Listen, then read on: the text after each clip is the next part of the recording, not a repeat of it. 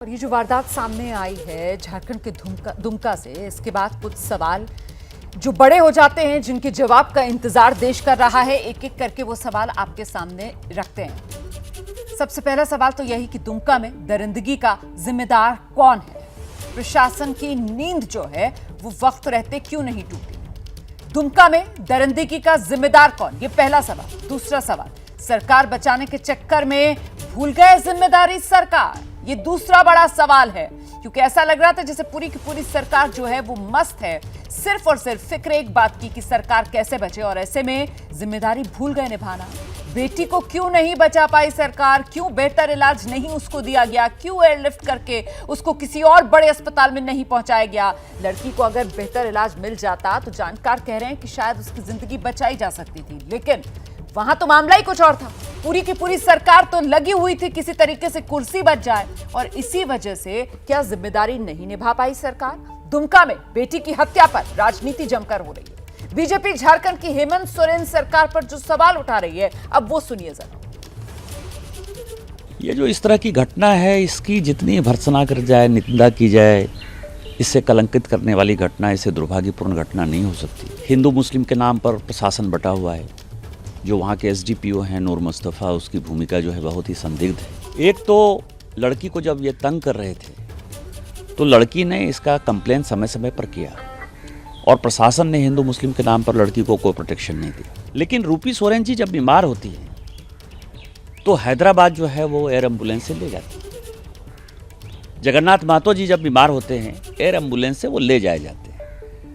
हम ये दिखाना चाहते हैं कि राइट ऑफ इक्वलिटी है, आम जनता हो, मुख्यमंत्री हो, मंत्री हो, सब बराबर है। लेकिन दुमका में हम एयर एम्बुलेंस नहीं ला पाते हैं, हेलीकॉप्टर नहीं ला पाते हैं। एक तो उसकी सुरक्षा नहीं कर पा रहे हैं, दूसरा उसका इलाज नहीं कर पा रहे हैं, और पूरी की पूरी सरकार लतराटू डैम में जो है मटन और भात खा रही है। इससे ज़्यादा कलंकित और करने वाली और शर्मनाक घटना क्या हो सकती है?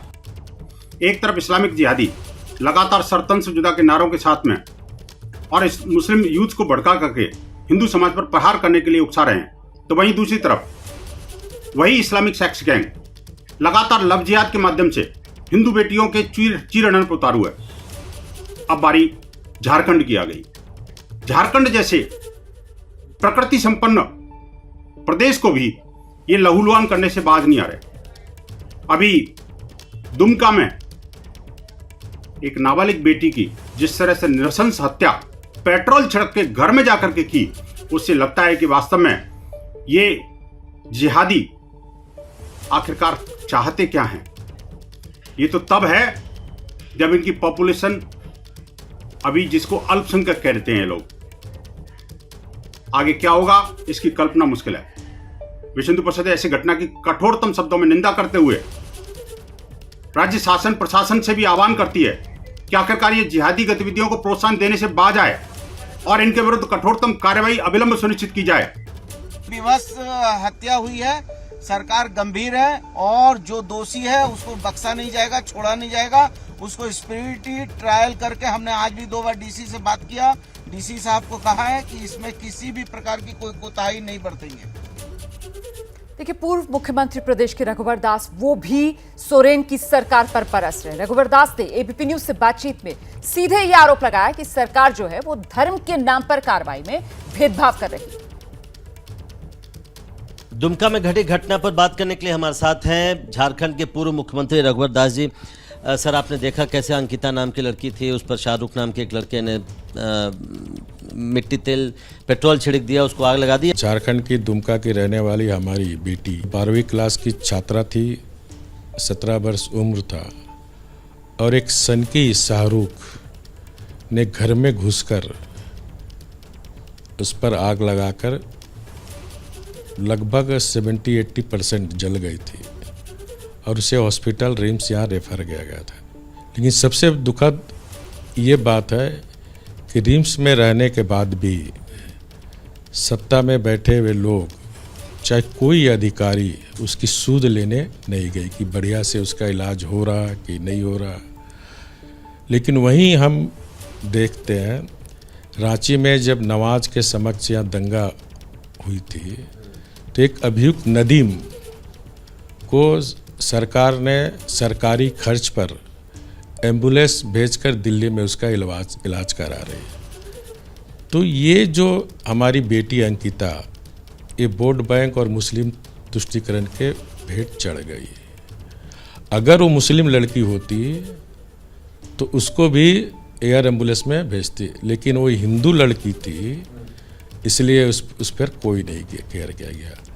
तो ये जो मुख्यमंत्री हैं, जो अपने आप को इस झारखंड में राजा समझते हैं और जिस तरह राजा के तरह व्यवहार करके सिर्फ अपनी वोट बैंक वालों लोग की ही चिंता करना, ये लोकतंत्र में शोभा नहीं देता। नहीं, लेकिन शाहरुख को गिरफ्तार कर लिया गया है, क्या ये कानून व्यवस्था पर सवाल उठाता है?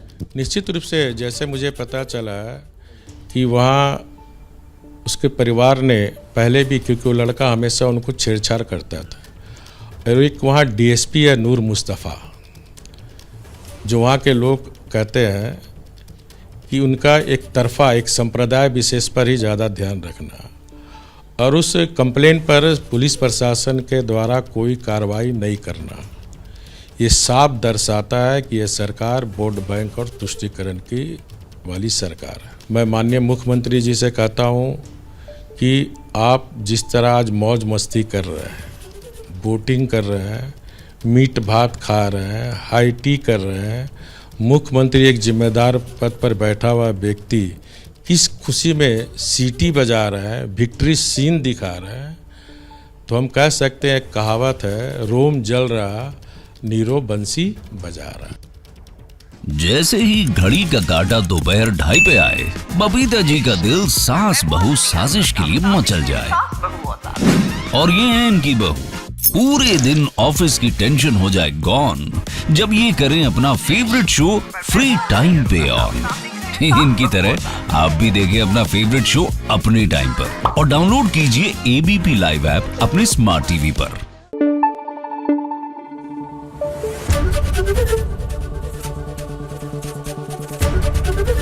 एबीपी न्यूज आपको रखे आगे।